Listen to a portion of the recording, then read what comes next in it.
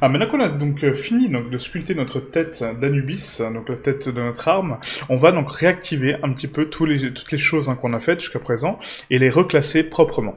Donc du coup on va activer donc la jonction de lame, le manche, voilà, et ensuite il nous manquera donc que la lame à faire qu'on va faire de suite.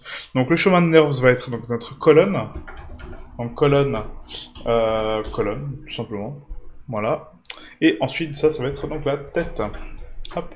Donc la colonne va aller donc dans la décoration 1 et la tête dans la décoration 2.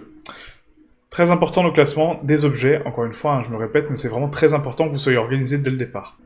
Alors pour ma lame, on va commencer par passer ici donc en vue de face, Shift C pour recentrer donc le curseur au centre de la scène. On va faire un Shift A, Mesh, et on va créer donc un nouveau cube. Ce cube, je vais lui donner donc une structure assez particulière, puisque du coup on va créer donc une lame avec. Et pour créer une lame, en fait, on va essayer donc de faire une petite lame supplémentaire. Ouais, j'ai une petite idée, donc on va voir si on peut la réaliser. Enfin, si on peut la réaliser, mais après c'est voir comment la réaliser.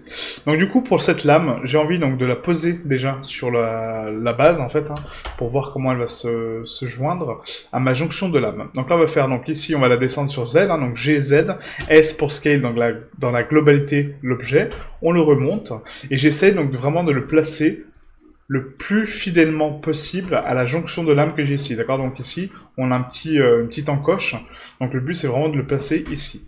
Donc vous jouez avec l'axe Y, voilà, pour l'emboîter, vous jouez avec l'axe Z, GZ, S, Y encore une fois, pour la joindre, voilà. On analyse un petit peu la structure, donc là on n'est pas trop mal, encore un petit peu, voilà. Tout dans la finesse hein, et la beauté, hop. Et là, GZ, voilà, on la joint comme ça. Voilà, donc là, c'est pas trop mal. Donc là, ce que je vais faire, c'est que je vais prolonger donc, ma face du dessous pour lui donner un petit peu plus de longueur hein, à cette lame, parce qu'elle est clairement très courte. Donc on va faire, donc on sélectionne la vue, donc on sélectionne la face du dessous, on va repasser en mode face avec 1, GZ pour déplacer donc cette face, 0.5 vers le bas, donc en négatif, hein, donc GZ 0.5 moins, pour aller sur moins Z, et du coup là, la lame est prononcée. Maintenant cette lame, je vais lui donner donc une forme un petit peu particulière, donc on va faire un S0, d'accord, pour scale donc toute la face sur 0 et du coup la joindre en un point unique, voilà, comme ceci. Et donc là, on va pouvoir commencer à modéliser un petit peu une structure sympa. Donc ce que je vais faire, c'est qu'on va faire un CTRL R sur le côté de l'objet.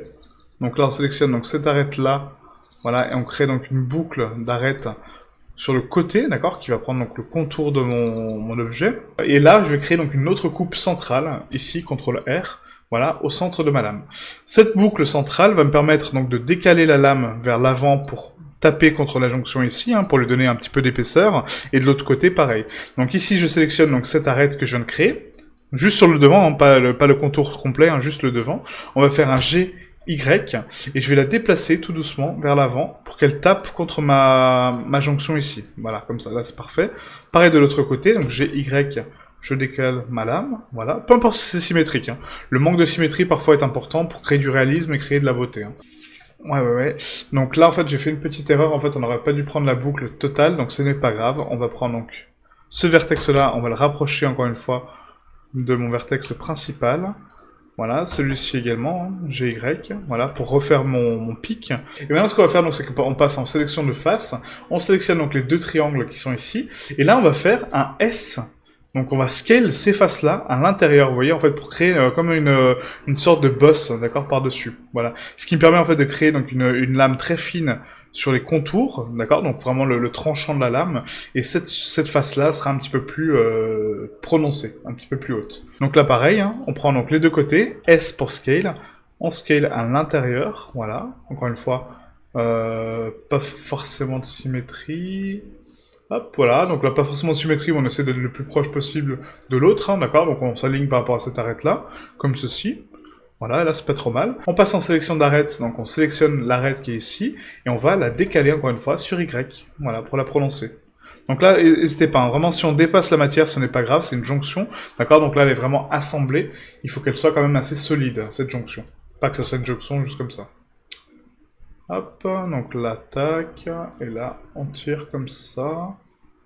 Voilà, c'est pas trop mal ça. C'est pas trop mal.